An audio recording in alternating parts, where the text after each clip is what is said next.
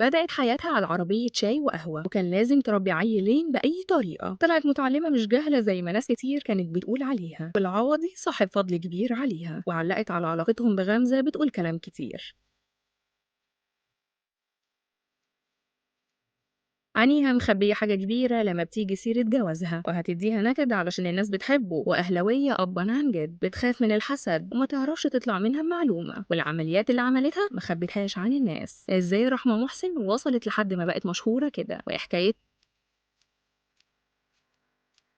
مع الباريستا، وهل فعلا غنت في افراح؟ ويا ترى تواشيح اللي عملتها راحت فين؟ تفاصيل كتير قوي هتعرفوها عن رحمه محسن لاول مره في الفيديو ده، وقصه الحكايه اللي شقلبت حياتها كده. رحمه محسن كانت بنت اسره بسيطه عاديه، واهلها كانوا مؤمنين بموهبتها من اول يوم، بس حبوا انها تمشي في طريق الصح. والبنت كان صوتها جوهره وما فيش زيه كتير، فدخلوها تغني في مسرح البالون في فرق الانشاد بتاعت احمد الكحلاوي، وكانت فعلا مميزه وسط زمايلها. وعلشان رزقها واسع وربنا صارف لها من صغرها،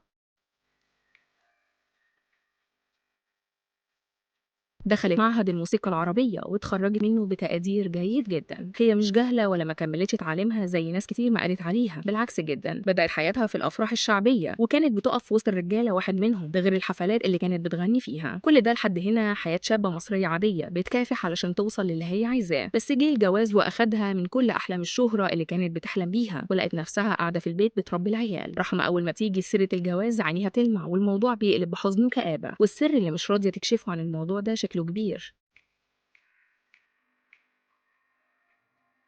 بس دايما بتحب تحتفظ بين نفسها، وكأنها بتحمي نفسها وعيالها من كلام الناس. رجوعها تاني للغنى ما كانش سهل زي ما ناس كتير فكرت، ده كان صعب وصعب قوي كمان. زي ما تمثيل نساي كمان اللي بيبعد عن الغنى بيتنسي. ورجعت تشتغل بعد انفصالها عن جوزها، وكانت بتعمل اي حاجه. وعملت عربيه في اكتوبر كانت بتبيع عليها شاي وقهوه، ومش بتكسف تقول انها كانت شغاله كده علشان تصرف على عيالها. بس الاكيد انها باريستا شاطره وتاخد من تحت ايديها احلى فنجان قهوه.